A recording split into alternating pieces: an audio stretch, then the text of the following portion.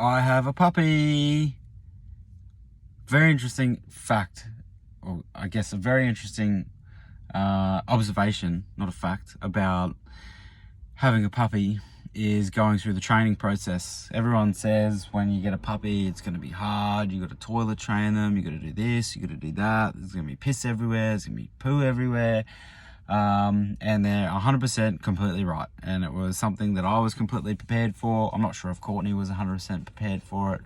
I think she was, but she was kind of really caught up in the excitement of having a puppy and was maybe potentially overlooking how hard it might potentially be to toilet train what is essentially a baby that doesn't wear a nappy. And you've got to try and make sure that it's aware of where it's going to the toilet, especially if you want it to be an inside dog, which we do. That's why we got a poodle cross. We want it to be an inside dog. But it really kind of sparked my interest this week just in regards to habit and how hard habits are to form and how hard habits are to break. Now it's funny because like the first 1 or 2 days that we had this puppy, she was like brilliant straight off the bat. Like we had this little AstroTurf mat and she would go and she'd wee on the mat. You know, she'd obviously kind of try and go to the toilet and poo near it, but she'd sort of poo to the side of it and we'd have to clean it up. But overall, in general, like this is really impressive. And then the first night she slept in our room. She just slept on the end of Teddy's bed. She woke up when she wanted to go to the toilet and we took her outside and she went to the toilet and everything was fine and rosy. And we're just like, wow, this dog has some really good habits already. Fast forward 24 hours after that, she's pissed in every single corner of the house, did a shit on our bedroom floor, and she's just forming this wild habit of like, I'm just gonna piss and shit everywhere, which is, you know, it's completely normal, I think, because, you know, they're obviously a baby, they're a puppy, you got to toilet train them, and it's something you really got to look into. So we've been looking into it deeper the last couple of days, kind of how we can figure that out and fix it. And it's honestly, it's just like a habit thing. It's just like humans. It's just like she just started to form the habit within 1 day of like, this is where I'm going to go to the toilet. And regardless of what we say to her, we're like, you know, she doesn't understand it. She doesn't make sense. So we've got to try and change her habit as physically as possible by pairing it with things like, you know, at eating time, when she eats, then we take her outside straight away and we just wait. We wait for, well, I have been in the mornings waiting for as long as possible. And it's kind of been throwing out my routine, which is not ideal, but at the same time, it's one of those things like you got to be adaptable. At the moment, the focus is making sure that our house doesn't smell like puppy poo and pee. So I've really got to put in the effort to try and make sure that she's aware that when she eats and drinks in the morning, she's going to go straight outside to the grass and she's not coming inside until she goes to the toilet. So that's kind of the habits that I've been trying to push into her the last couple of days. But I've just found it really interesting that it's such a hard thing to try and get a new habit established. And that's a mixture of, because she's already formed a bad habit, well, not in her eyes, but she's already formed a habit that this is where I go to the toilet and this is just normal. I can smell this is where I go to the toilet. You've let me go to the toilet here for the last 2 days. Now it's just ingrained in a part of her brain, like this is where I go to the toilet. I go to the toilet inside. That's what I do. So we've really got to change drastically the things that we do to get her to change this habit.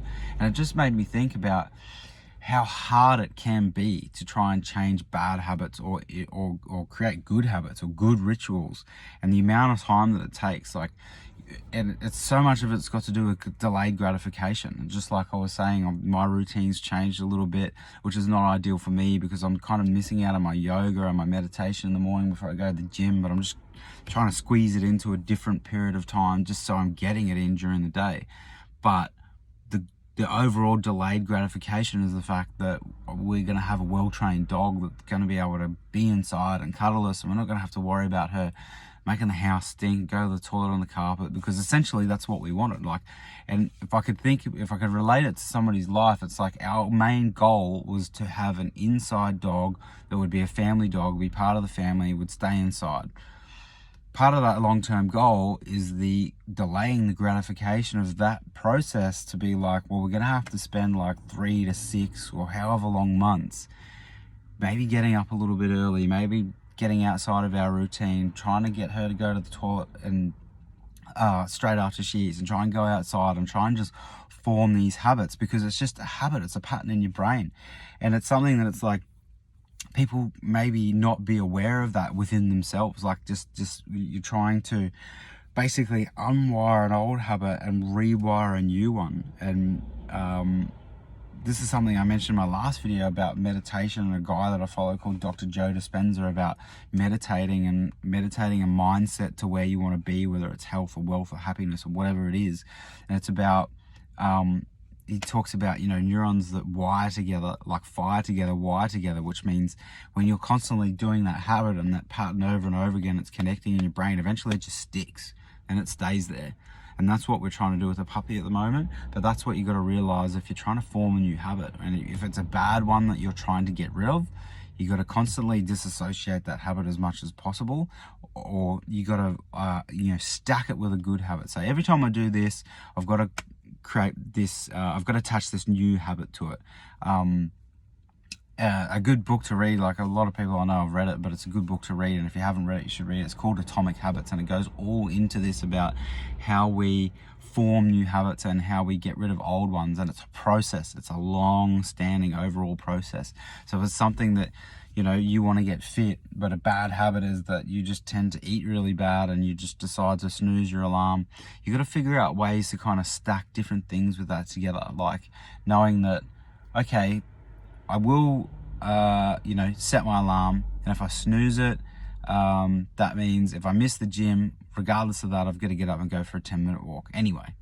Or, if I decide to eat a cheeseburger, I've got to eat some strawberries with it. But then over time, you go, well, I'm going to halve the cheeseburger, I'm going to quarter that cheeseburger and take it away, I'm going to eat more strawberries, and it's kind of like, it's probably not an ideal example, but it's just an example I could show you of how you can kind of stack good habits with bad habits. So I highly recommend that you read the book. But the main thing for me was just about watching this process and how long it's going to take to toilet train this puppy. And it just makes me think, from where I am now to where I was 3 years ago, I was like, there was a process in my head where I was like, these are new rituals and habits I've got to form. And they were so hard. They were so hard, like over 18 months of me, like, doing a routine for a week and then dropping it for a week or two, and then doing a routine for a week and dropping it for a week or two, having to get restarted over it again. And it wasn't until I was like, okay, no, I've really got to commit to this. And what are the things that what are the habits and rituals that I can add together to make sure that I'm sort of doing these things? And for me, that was like, getting up in the morning, yoga, meditation, gym, rather than being like, oh, that's so many different things and habits I've got to form into the one. I would just look at it from an outside perspective and go, I've got an hour, okay? So let's how I can break up this hour. We'll say an hour and a half. How can I break up this hour and a half? And it would be, okay, 10 minutes meditation, 30 minutes yoga, and the other, whatever minutes are left over in that amount of time is for me going to and from the gym. So just over an hour. And eventually it was like, that is now just one package when I wake up. When I wake up in the morning, those three things go together. It's yoga, meditation, gym. They're actually not happening at the moment because I've got to get up and form a new habit with a puppy going to the toilet straight after she eats in the morning when we get up at 5:30. So I'm missing out on these things, but now I'm trying to figure out where my new habit can be to fit in with this, just for a temporary period of time. And it's also to help Courtney out as well, because Courtney's been good sort of getting up through the night with the dog, and she's sort of putting a lot of time and attention into her, which is really fantastic. So I'm just trying to support her on that front. We're forming these new habits with this puppy. But it's just something to think about, okay? So it's like, if you're constantly failing at trying to get a new routine into your life, you've got to realize it takes a long period of time, but maybe you can figure out what are things I can attach to this to make it positive for me to start moving in the right direction. If I want to get up and start losing weight in the morning, what's the first habit I can start? The first habit I can start is setting my alarm, rather than snoozing it, laying there, counting backwards from 5, going 5, 4, 3, 2, 1. Okay, just sit up on the side of the bed. Sit up on the side of the bed, go down, put your shoes on. Go down and put your shoes on. If you don't make it to the gym, you don't make it to the gym, right? Walk to the end of the driveway and back, and make that your habit for a week, and then see how it makes you feel. And it's just slowly, incrementally, just like the puppy, Maybe one day she goes out and wheezes on the grass. Maybe she doesn't make it to the grass the next day. Maybe she just makes it to the door, but she was on her way out there.